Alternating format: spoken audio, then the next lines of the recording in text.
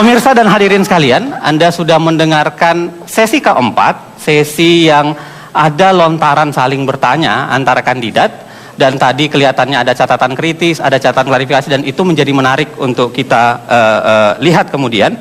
Kita akan pindah ke segmen kelima. Segmen kelima ini adalah segmen di mana saya akan memberikan satu pertanyaan penutup. Jadi Anda kaitkan dengan misi visi Anda. Jadi misi visi Anda itu kan saya tadi perhatikan Pak Prabowo dan Pak Hatta Rajasa, begitu juga Pak Joko Widodo dan Pak JK. Tapi ada banyak obstacle di antaranya. Apa yang Anda lakukan kira-kira untuk itu? Nanti akan saya tanyakan. Jangan kemana-mana. Kita kembali ke debat calon presiden dan wakil presiden Indonesia 2014. Sesaat lagi. Calon presiden dan wakil presiden 2014. Sekarang kita masuk pada segmen kelima. Seperti yang saya nyatakan di segmen keempat tadi, segmen kelima ini adalah segmen pertanyaan dari saya, yang itu berkaitan dengan bagaimana cara Anda menyingkirkan obstacle atau tantangan yang menghalangi Anda. Karena tadi Anda kan sudah menyampaikan misi, visi dan misi Anda. Sudah jelas, seluruh pemirsa, seluruh pemilih di Republik ini sudah mendengarkan dengan detail. Nah, saya ingin merangsang jawaban Anda sebelum Anda saya persilahkan dengan pertanyaan yang seperti ini.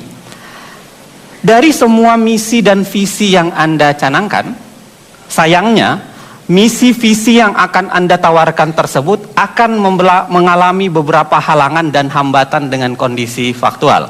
Misalnya, sulit Anda memastikan apa yang Anda perintahkan bisa dijalankan di daerah. Dengan dilakukannya pemilihan langsung, kepala daerah yang terpilih seringkali merasa tidak memiliki kewajiban untuk menaati apa yang ditetapkan oleh pemerintah pusat, karena merasa ikatan politiknya itu langsung ke rakyat, bukan ke pemerintah pusat. Juga ada problem lainnya, misalnya banyaknya kelembagaan yang tumpang tindih. Ada banyak sekali lembaga negara kita, ada banyak lembaga pemerintahan maupun lembaga negara. Begitu juga begitu banyak peraturan yang tumpang tindih antara satu sama lain, bisa secara vertikal maupun secara horizontal. Belum lagi kualitas birokrasi yang masih sangat membutuhkan sentuhan reformasi birokrasi. Pertanyaannya, apa saja langkah konkret Anda untuk keluar dari permasalahan tata pemerintahan tersebut, sehingga misi dan visi Anda dapat terlaksana sebagaimana Anda rencanakan? Itu pertanyaannya. Saya berikan kesempatan kepada pasangan nomor urut 1, Pak Prabowo dan Pak Hatta Rajasa. Anda punya waktu 6 menit. Kita mulai dari sekarang. Silahkan, Pak. Kami sadar sepenuhnya bahwa setiap usaha perbaikan, setiap transformasi pasti akan ada halangan, dan kita sudah mengerti halangan tersebut. Tumpang tindihnya peraturan, kemudian para pemimpin politik yang mungkin berasal dari latar belakang yang berbeda dengan kepentingan yang berbeda, tetapi saya kira ada strategi tertentu untuk menghadapi kondisi ini. Yang pertama adalah kita harus memilih beberapa sektor yang menentukan. Kita tidak bisa memperbaiki keadaan sekaligus di semua sektor. Kita harus pandai memilih sektor mana yang merupakan kunci yang akan mempengaruhi sektor-sektor lain. Dan setelah itu kita harus menentukan sasaran, menentukan objektif. Berarti ini yang sering disebut management by objective. Tentukan sasaran, baru setelah itu kita ambil langkah-langkah menuju sasaran itu. Dan sasaran itu tidak boleh banyak. Kita harus menentukan mana. Pangan, sektor pangan harus kita. Karena dengan pangan, dengan ketahanan pangan, dengan swasembada pangan, kita bisa dapat hal-hal yang lain. Kita bisa dapat keamanan, kita bisa dapat ketenangan rakyat, kita bisa dapat rasa optimis rakyat, kita bisa menghemat devisa. Dengan devisa kita bisa investasi. Dengan investasi roda ekonomi jalan. Roda ekonomi jalan, kesejahteraan umum naik. Jadi tentukan sasaran mana. Kami sudah menentukan pangan, energi, infrastruktur, reformasi birokrasi. Itu sasaran-sasaran pokok yang harus kita selesaikan duluan. Kemudian kita juga jangan lupa sekarang the power of public opinion. Opini rakyat itu sangat menentukan. Opini rakyat, kalau kita memiliki tujuan yang baik, kita ingin perbaiki kehidupan rakyat, kita punya hati yang ikhlas, saya kira hambatan-hambatan itu bisa kita selesaikan dengan dialog, dengan persuasi, dan dengan opini dari rakyat. Public opinion pada gilirannya para penguasa-penguasa setempat akan dipaksa oleh rakyatnya, karena yang kita inginkan adalah menyampaikan hal-hal dasar bagi rakyat. Air bersih, makan yang murah, sekolah yang baik, poliklinik yang baik, rumah sakit yang bisa terjangkau oleh uang rakyat, jalan yang bagus dari desa ke kabupaten, dari kabupaten ke provinsi, ke pelabuhan. Kita ingin kereta api, kita ingin jalan raya. Masa rakyat tidak akan mendukung pemerintah yang ingin berbuat untuk rakyat, untuk kesejahteraan rakyat? Saya kok percaya pada gilirannya dukungan rakyat akan mempengaruhi, dan pada ujungnya para penguasa yang tadinya mungkin karena tidak mengerti atau karena kepentingan tertentu bisa diyakinkan untuk kerjasama, karena kita adalah pelayan rakyat, kita hanya bekerja untuk kepentingan rakyat Indonesia. Ada yang mau ditambahkan, Pak? Terima kasih. Hatta? Saya ingin mendalami hal yang sangat-sangat penting bagi bangsa kita, yaitu reformasi birokrasi. Acap kali hambatan atau obstacle yang kita hadapi, buruknya birokrasi. Apakah itu organisasinya yang tidak berwawasan atau berorientasi kepada pelayanan publik? Apakah aparaturnya yang tidak bersih karena sistem rekrutmen yang tidak baik, sistem promosi jabatan yang tidak transparan dan akuntabel, dan juga lembaga-lembaga, institusi-institusi pelayanan publik yang tidak melayani dengan baik karena tidak ada ukuran-ukuran, capaian-capaian yang pasti, sehingga pelayanan publik menjadi bertele-tele, menjadi mahal, berlarut-larut, dan melelahkan. Oleh sebab itu, maka langkah reformasi birokrasi harus kita tuntaskan dengan baik. Yang pertama, arah kebijakannya adalah organisasinya harus efektif dan efisien. Jangan gemuk yang bisa mengakibatkan birokrasi bertele-tele. Yang kedua, yang paling penting adalah bagaimana upaya-upaya kita untuk meletakkan azas akuntabilitas dengan berbasis kepada kinerja. Tidak ada satupun kebijakan-kebijakan yang dijalankan yang tidak bisa kita ukur akuntabilitasnya, harus bisa dipertanggungjawabkan. Dan yang ketiga adalah upaya pemberantasan korupsi, harus masif pencegahan dan penguatan KPK, Kejaksaan, Kepolisian harus betul-betul kita lakukan dengan baik agar apa-apa yang sudah menjadi kebijakan tidak diselewengkan begitu saja. Dan yang keempat adalah sumber daya manusia, aparatur itu sendiri yang harus betul-betul kita perbaiki, baik jumlahnya yang tidak didesain sesuai dengan struktur organisasi harus kita pangkas, dan aparatur yang bisa melakukan penghematan terhadap pengelolaan keuangan negara dan mencegah kebocoran keuangan negara. Jadi kalau ini bisa kita perbaiki, salah satu prioritas utama reformasi birokrasi, maka obstacle tersebut insya Allah dapat kita atasi. Terima kasih.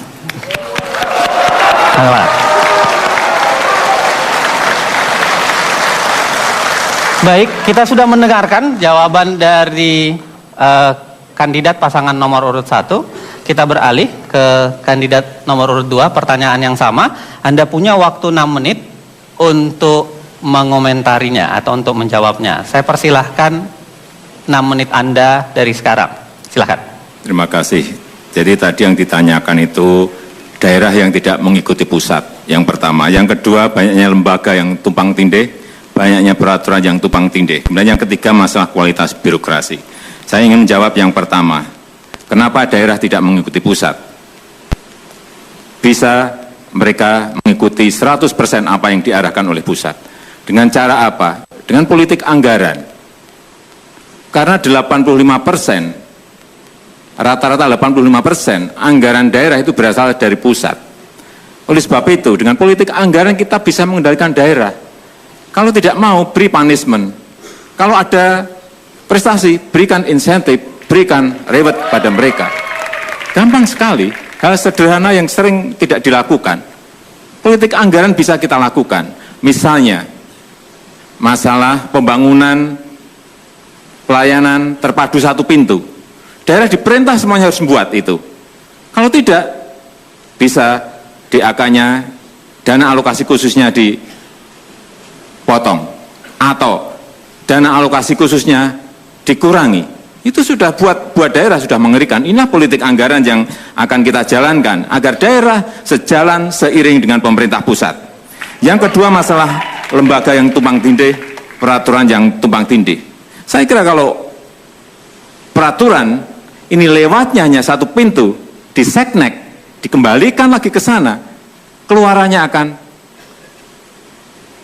jelas. Tetapi kalau semua kementerian bisa mengeluarkan aturan-aturan yang tidak lewat pintunya jelas di sekretariat negara, saya kira akan terjadi seperti ini. Banyak peraturan daerah yang bertentangan dengan pusat, banyak peraturan gubernur juga yang tidak sinkron dengan peraturan, banyak sekali. Oleh sebab itu, pintunya harus diberi satu, sehingga keluarannya akan kelihatan dan seiring sejalan dengan arah yang sudah digariskan dari pemerintah pusat. Kemudian mengenai kualitas birokrasi, tadi sudah kami sampaikan, ini juga sebetulnya sesuatu yang tidak sulit-sulit amat, sesuatu yang sederhana. Tetapi kita ini sudah pesimis. Kalau saya, Pak JK, sangat optimis bisa membenahi organisasi. Karena apa? SDM-nya baik-baik. SDM-nya baik. Pinter-pinter. Ada doktor, ada magister, ada magister manajemen, ada sarjana, banyak sekali. Kenapa tidak berjalan dengan baik? Karena sekali lagi, sistemnya tidak dibangun. Sistem yang baik tidak dibangun di situ. Tadi sudah saya sampaikan, e-government, semuanya, dari e-budgeting, dari e-procurement, e-purchasing, e-katalog, e-audit, cash management system, semuanya harus dibangun. Kalau itu dilakukan, pemerintah pusat ini gampang. Saya tinggal cari tab satu aja, pencet daerah ini dapat uang berapa, masuk berapa, keluar berapa, bisa, setiap saat bisa dilakukan. Panggil saja programmer untuk melakukan itu. Nggak ada 2 minggu bisa dirampungkan. Nggak ada masalah. Artinya jangan pesimis. Kita harus optimis karena memang bisa melakukan itu dan sudah kita laksanakan. Sudah kita buktikan. Yang kedua tadi kami sampaikan mengenai kualitas birokrasi. Masalah pola rekrutmen yang memang harus kita cari yang terbaik, yaitu dengan seleksi dan promosi terbuka. Kalau itu dilakukan, saya kira juga hal yang sederhana, ini hanya masalah niat atau tidak niat, mau atau tidak mau, hanya itu aja. Silakan Pak JK. Pak JK ada mau tambahkan? Masih ada waktu 2 menit 16 detik, silakan. Terima kasih Pak Jokowi. Tadi sudah jelaskan lengkap sebenarnya, namun kami hanya ingin tambahkan bahwa itulah tugas pemimpin, meyakinkan di bawahnya untuk melaksanakan tugas-tugas yang sama sesuai tujuannya. Kalau pemimpin tidak sanggup meyakinkan bawahnya, memang bukan pemimpin yang baik. Jadi jangan menyalahkan daerahnya, menyalahkan bagaimana cara pemimpin itu. Pengalaman kami, selama apa yang kita ingin tuju itu dapat yakini yang baik, sesuai dengan tujuan bernegara, kemakmuran, kemajuan, di daerah juga dapat dilaksanakan. Kedua, toh di pusat juga ada kegotong royongan pemerintahan, di daerah juga ada kegotong royongan sama, walaupun berbeda. Partai haruslah menjadi ketaatan kedua setelah ketaatannya kepada pemerintah. Dia harus ikut polisi partai, tapi yang harus diikutinya yang pertama ialah tujuan bernegara. Itulah diyakinkan. Yang kedua, tanggung jawab pemimpin. Kalau tanggung jawab pemimpin telah diinstruksikannya, maka yang pemimpin bertanggung jawab. Bukan bupati itu kalau dia telah melakukan salah, kalau materinya salah, jadi adalah juga keyakinan, kemudian tanggung jawab. Dan juga menjaga semua sistem yang jalan. Kalau sistem yang jalan seperti katakan tadi, ya kita pusat punya instrumen fiskal, instrumen kebijakan, dan instrumen pengawasan. Ada BPK, ada BPKP. Kalau dia tidak sesuai dengan aturan pusat, dengan mempergunakan instrumen itu sebenarnya pemerintah itu cukup kuat. Kalau lembaga-lembaga memang kita mengalami begitu banyaknya lembaga-lembaga. Ini memang harus dirubah. Negeri ini sudah desentralisasi, sudah otonomi. Berarti lembaga-lembaga pusat harus mulai berkurang dibanding tapi memperkuat lembaga daerah. Karena inti dari pembangunan itu ada di daerah. Jadi lembaga-lembaga pusat memang tidak perlu terlalu banyak. Ini memang harus di streamline sehingga ada penciutan daripada lembaga-lembaga yang tadi seperti itu. Tentang kualitas reformasi, saya kira Pak Jokowi berpengalaman, kita semua berpengalaman. Kita ini orang baik, yang penting prosedurnya, pendidikannya, latihannya. Saya yakin negeri ini akan jauh lebih baik dengan sistem seperti itu. Terima kasih. Tepuk tangan.